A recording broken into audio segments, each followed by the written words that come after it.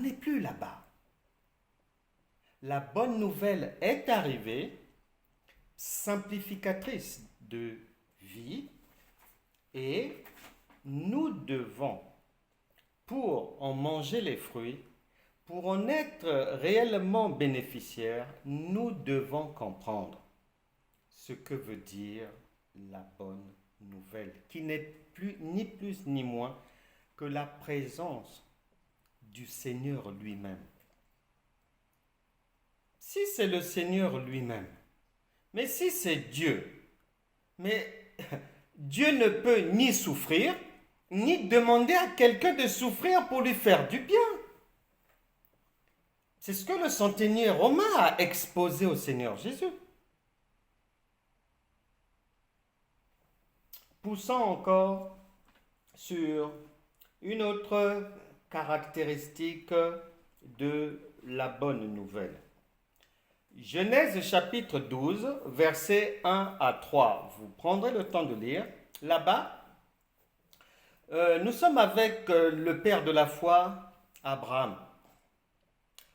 L'Éternel prononce des paroles de bénédiction, des paroles prophétiques. Et Éphésiens chapitre 2, verset 8, Luc chapitre 12, verset 32, Galates chapitre 3, verset 29 et Galates chapitre 4, verset 1 à 7 viennent affirmer, soutenir que cette bénédiction d'Abraham nous a été léguée par le Seigneur Jésus-Christ lors de son passage à la croix. Par conséquent, nous sommes devenus des héritiers. Galates chapitre 4, allons-y. Nous sommes devenus les héritiers de la prospérité initialement donnée à Abraham par le Seigneur. Galates chapitre, disons d'abord, Galates chapitre 3, verset 29. Et si vous êtes à Christ, vous êtes donc la postérité d'Abraham, virgule, héritier selon la promesse. Donc, nous sommes les héritiers d'Abraham. La bonne nouvelle, dans le contenu de la bonne nouvelle, il y a cet héritage-là. La bonne nouvelle qui est Jésus-Christ est une bonne nouvelle pleine et entière. En elle, à aucun moment et à aucun endroit, le Tout-Puissant n'a inséré des larmes, des erreurs, la douleur, des blessures, à aucun endroit. Elle est bonne nouvelle au départ, elle le reste à l'arrivée. Elle est bonne nouvelle dans tel domaine, ainsi que dans tous les domaines de ta vie. Le problème, non seulement cette bonne nouvelle n'est pas bien connue, la plupart des chrétiens ignorent son contenu, ignorent ce que ça veut dire au juste. Même si on peut chanter, rabâcher comme ça, mais le Saint-Esprit sait que dans ce que cette personne dit là, elle ne sait pas de quoi il s'agit. Son verre est vide. Aucun contenu. Beaucoup de blablabla. De prières vaines.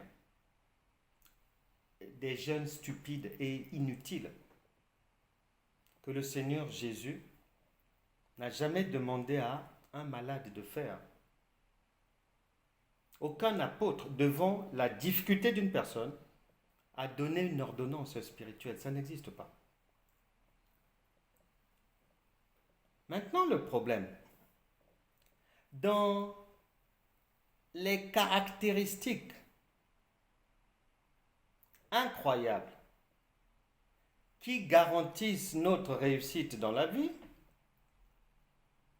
qui sont contenues dans la bonne nouvelle, Une autre caractéristique fait de chacun de nous héritier des bénédictions que le Seigneur avait données à Abraham. Par la foi, nous avons hérité de ces bénédictions-là. Sauf que, il y a un problème. Les gens font ceci, font cela, depuis des années, ça ne marche pas. On dort par terre, on pleure contre le mur, on fait des neuvaines, on va de jeûne comme ceci, comme cela. Ça ne marche pas. Mais c'est très simple. Dans l'ancien temps, les péchés étaient recouverts pour une année. Et chaque année, il fallait reprendre les mêmes rituels pour que les péchés soient encore excusés pour une année. Les mêmes sacrifices, les mêmes tralala. Et lorsque le Seigneur Jésus arrive, lui, la bonne nouvelle, il a décidé de mettre fin à tout ce cirque, à tous ces bagages qui encombrent la vie et qui alourdissent la marche de la personne. Nous venons de vérifier dans les Écritures comment la bonne nouvelle opère. D'une manière très simple. Maintenant, le problème c'est que lorsque des gens, chaque année, font les mêmes prières, les mêmes programmes de jeûne, les mêmes rituels, les mêmes veillées de prière.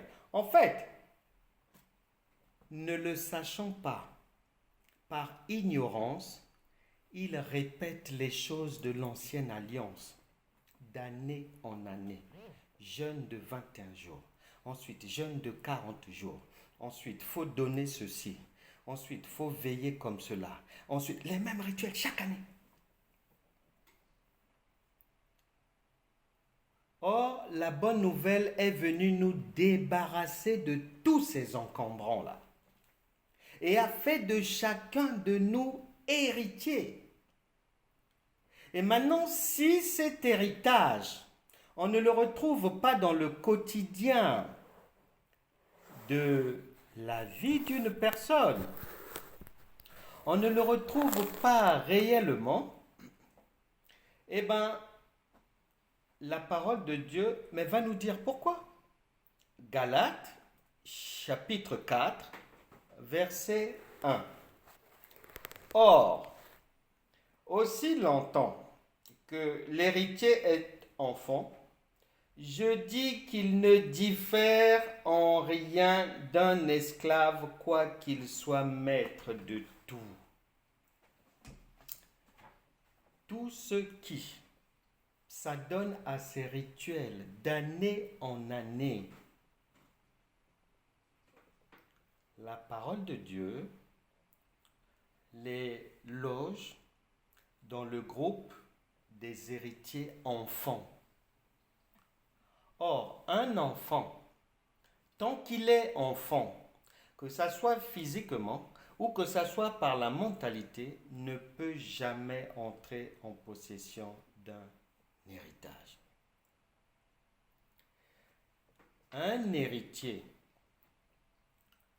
dans nos sociétés, un héritier, la caractéristique d'un héritier, c'est que pour rentrer en possession de son héritage, il ne souffre pas.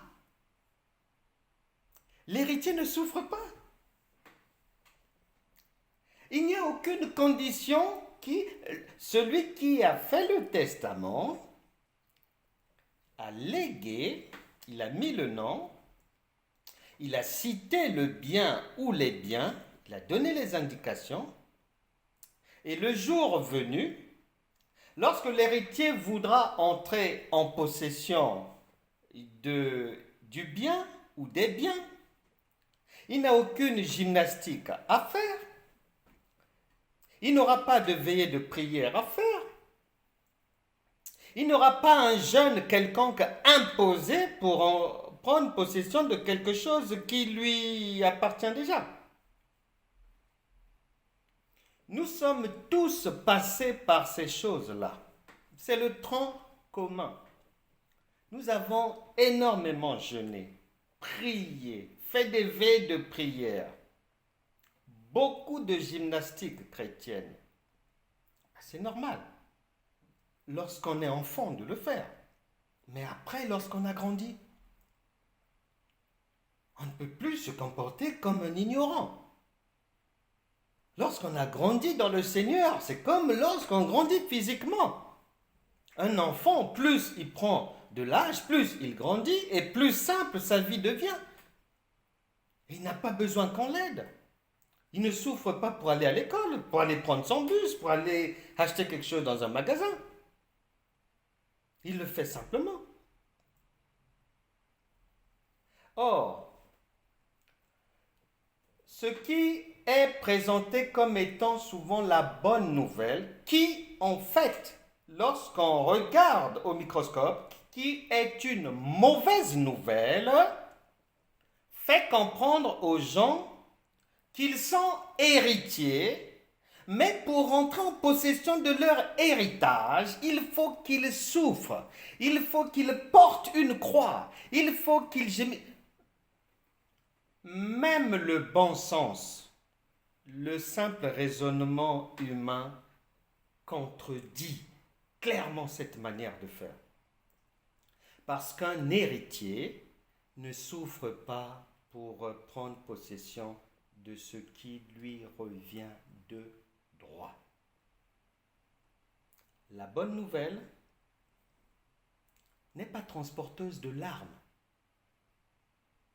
puisque Jésus a tout fait pour nous, en disant que tout est accompli, tout est accompli.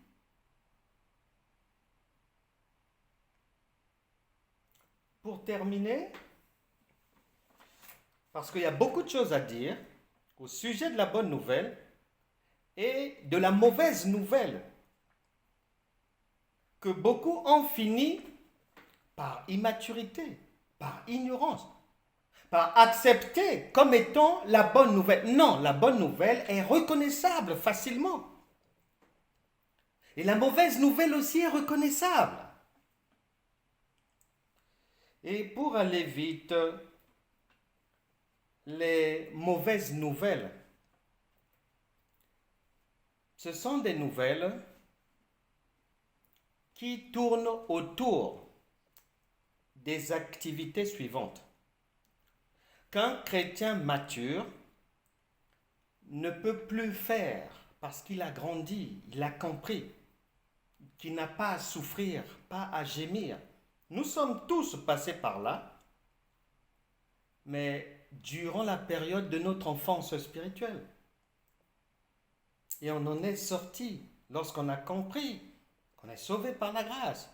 La grâce, c'est la gratuité. Et que le Seigneur a tout fait pour nous déjà. Et qu'on n'a plus à gémir. De surcroît, nous sommes héritiers. Un héritier ne souffre pas pour prendre possession de ce qui lui revient de droit.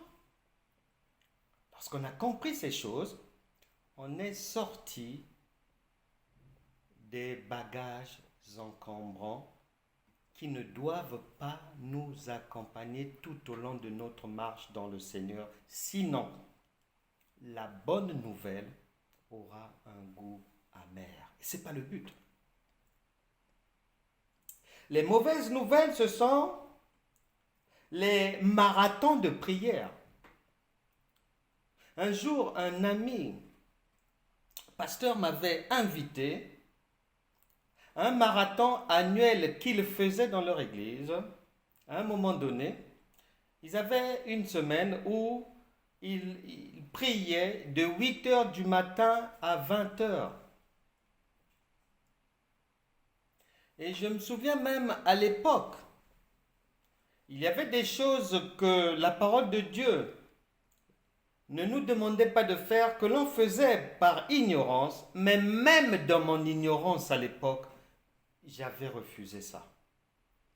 J'avais refusé de croire que si pour que Dieu me fasse un bienfait, je dois le supplier de 8 heures du matin à 20 heures. C'est une mère indigne, ça. C'est un père sans cœur, sans amour. J'avais refusé ça. Parce que ce n'est pas la bonne nouvelle, ça, c'est la mauvaise nouvelle. Et la mauvaise nouvelle est présentée comme étant la bonne nouvelle, elle est là partout.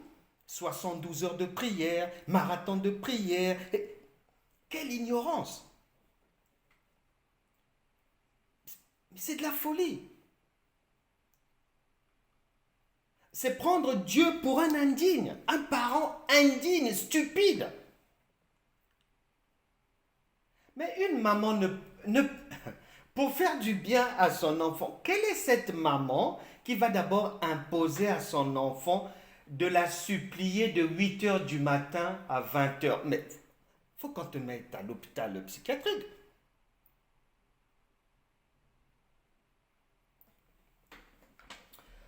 Les mauvaises nouvelles que l'on fait passer pour bonnes nouvelles, attention, les retraites spirituelles.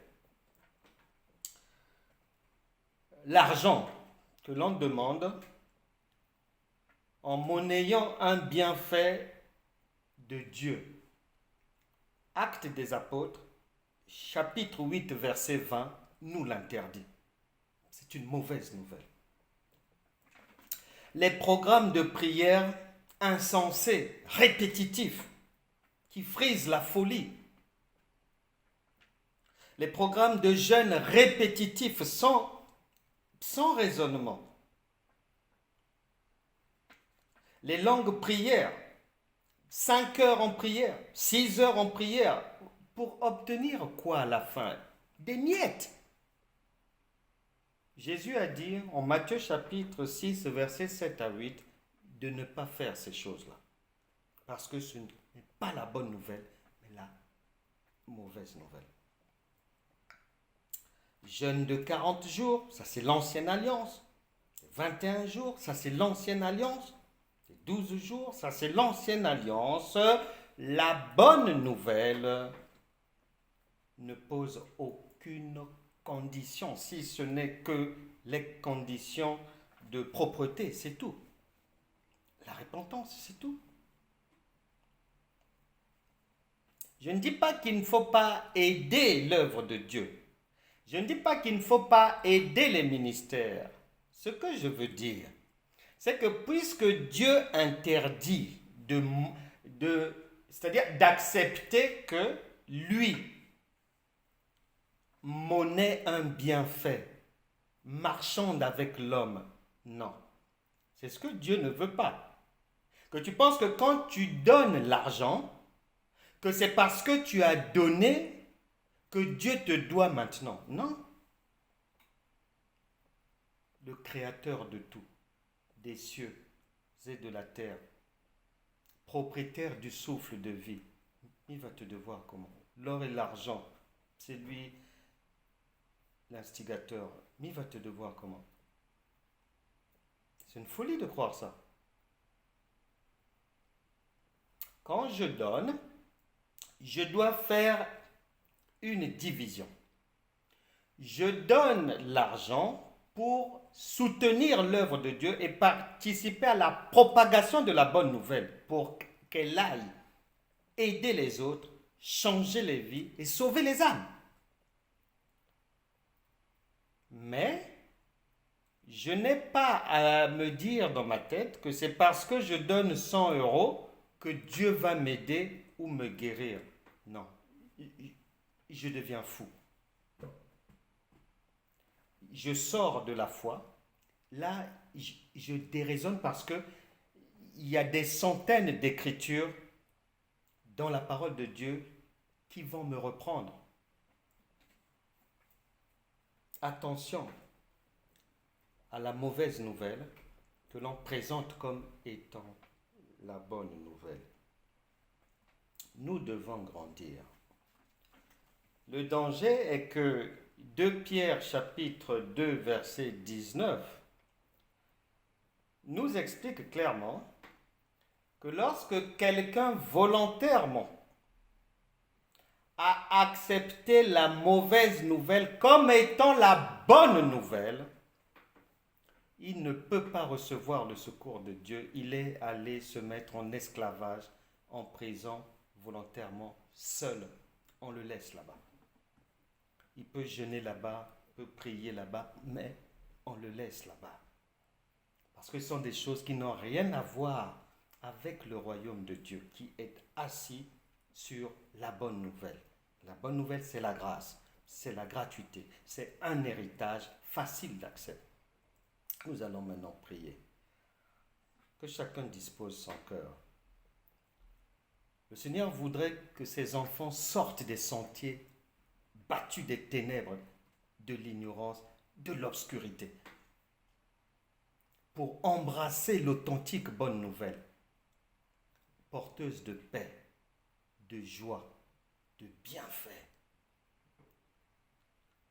pour toute ta maison et dans tous les domaines. Nous allons prier.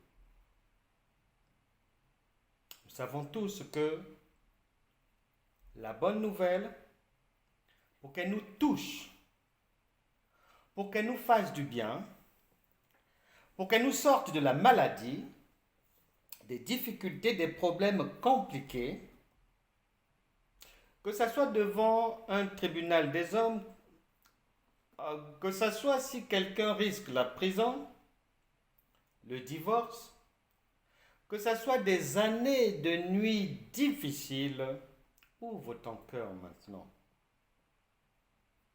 Ce que le Saint-Esprit te demande, c'est si tu as bien compris qui il est et que veut dire la bonne nouvelle. Une fois que tu as compris cela, ouvre maintenant ton cœur. Nous allons maintenant prier. Le Seigneur est là pour faire du bien à tous.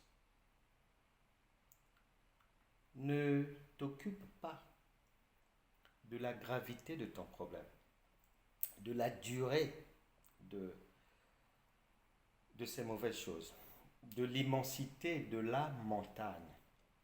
Nous l'avons vu par les Écritures. La bonne nouvelle ne souffre pas pour enlever une difficulté de la vie d'une personne. Hébreux 13, 8, il est le même hier, aujourd'hui et éternellement. Il opère de la même manière, à condition qu'on ait compris qui il est. Quelles sont les caractéristiques de la bonne nouvelle? Et de ne pas accepter la mauvaise nouvelle qui est aussi appelée par la parole de Dieu un autre évangile, un faux évangile. Les gens ont rajouté, remis, tourné, mixé comme ça. Il faut faire ceci, il faut faire cela, il faut marcher la tête en bas, les pieds en haut, pour que Dieu fasse. Il faut aller dans une montagne. Non, mais ça ne va pas.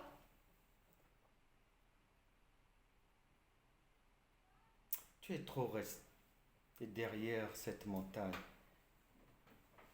de la mauvaise nouvelle. Le Seigneur va t'en délivrer aujourd'hui. Disposons nos cœurs maintenant et faisons ensemble cette prière, attendue de pied ferme par le royaume de Dieu, omniprésent, qui voudrait que cette bonne nouvelle fasse dans les vies de chacun, dans les cœurs, dans le quotidien, dans les maisons, ce pourquoi elle a été envoyée. Et en Ésaïe 55, il est dit que la parole ne retourne jamais, ne revient jamais à moi sans avoir accompli ce pourquoi elle a été envoyée. La bonne nouvelle ne peut jamais échouer. Tu avais peut-être cru le contraire. Tu avais peut-être accepté la mauvaise nouvelle comme étant la bonne nouvelle. Il n'en est rien. Nous allons maintenant prier. Tu vas voir qu'à partir de maintenant, si tu as bien compris ce que Dieu appelle la bonne nouvelle et que tu permettes à la bonne nouvelle d'agir dans tous les domaines de ta vie sans que tu ne fasses obstacle ou poses des barrages, tu verras comment est-ce que l'amour de Dieu est un amour vraiment fidèle et merveilleux. J'ignore les difficultés par lesquelles chacun passe. Mais cette prière sonne la fin de ces difficultés-là. Nous prions maintenant. Seigneur Jésus-Christ, merci pour ta parole. Merci pour la bonne nouvelle. Tu as dit dans ta parole que si nous te confessons nos péchés, nos erreurs, nos manquements, nos faiblesses, tu es fidèle et juste pour nous les pardonner. Seigneur, pardonne-nous. Pardonne-nous notre ignorance. Pardonne-nous parce que on a appelé bonne nouvelle une mauvaise nouvelle. Aie pitié de nous. Nous reconnaissons maintenant, Seigneur, ta personne dans la bonne nouvelle. Au nom de Jésus, prends le contrôle de mes pensées, Seigneur, de ma vie. Fais-moi du bien. Change mes pensées. Change mon quotidien. Change, Saint-Esprit, tout mon être. Que ton esprit de force, d'amour et de sagesse habite définitivement en moi. Que ta connaissance, ton intelligence et ta sagesse soient désormais mon partage. Au nom de Jésus, au son de ma voix ici, que toute difficulté, tout problème, toute montagne, toute tracasserie administrative, toute bataille judiciaire, toute menace sur le travail d'une personne ici, sur son commerce, sur son foyer, sur ses nuits, sur ses enfants,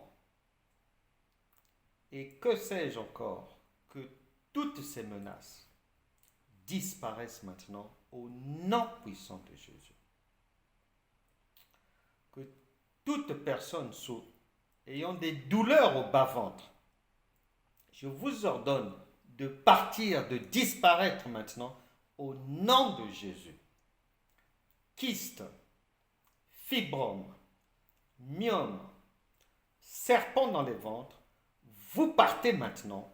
Araignée, mouche, escargot, tortue, vous partez au nom puissant de Jésus.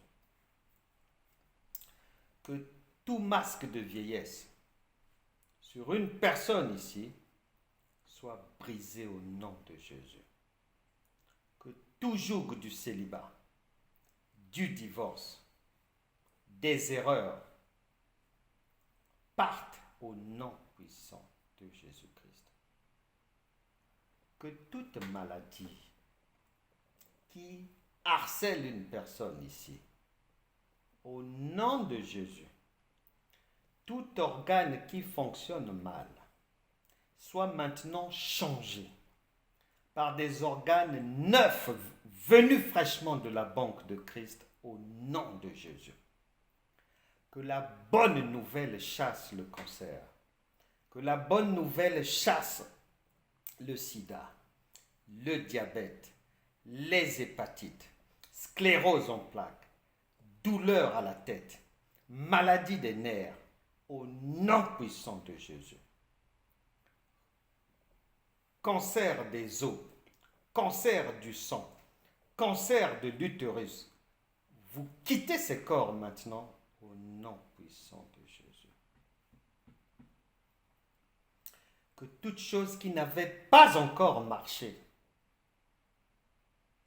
du fait de l'acceptation de la mauvaise nouvelle, je vous ordonne de fonctionner maintenant au nom puissant de Jésus. Que toute personne ici, tout homme souffrant de l'impuissance sexuelle, par la bonne nouvelle, reçoit maintenant la puissance sexuelle au nom de Jésus. Que tout esprit de la frigidité, toute personne souffrant de frigidité, reçoit maintenant la délivrance au nom de Jésus. Que tout esprit qui a placé le rejet de l'autre dans un couple, je t'ordonne de partir au nom de Jésus. Que la bonne nouvelle rétablisse la paix, la joie dans les foyers, dans les couples, dans les rapports parents-enfants, au nom puissant de Jésus-Christ. Amen. Amen. Amen. Salutations à tous, que Dieu vous bénisse vraiment. C'était un cours de l'école gratuite de la foi. N'oubliez pas d'aller sur Franck Cana TV. Il y a beaucoup de cours. Vous pouvez prendre votre Bible, un cahier. Vous suivez au fur et à mesure parce que la Bible déclare que chez Dieu, un jour c'est 1000 ans, 1000 ans est un jour. Dieu a 100 ans, mais la vie humaine est comptée. Plus tôt vous sortirez de l'ignorance, plus tôt vous sortirez des sentiers battus par la connaissance, et mieux et plus vite la vie va bien changer. Que Dieu vous bénisse. Vous avez nos contacts, il n'y a pas de problème. Abonnez-vous à Franck Cana TV. Salutations à vos parents, à vos époux, à vos épouses. Vous êtes libérés. Soyez soulagés. Dieu vous fasse du bien. Quant à nous, on se retrouvera lundi matin à 6h30. Au revoir.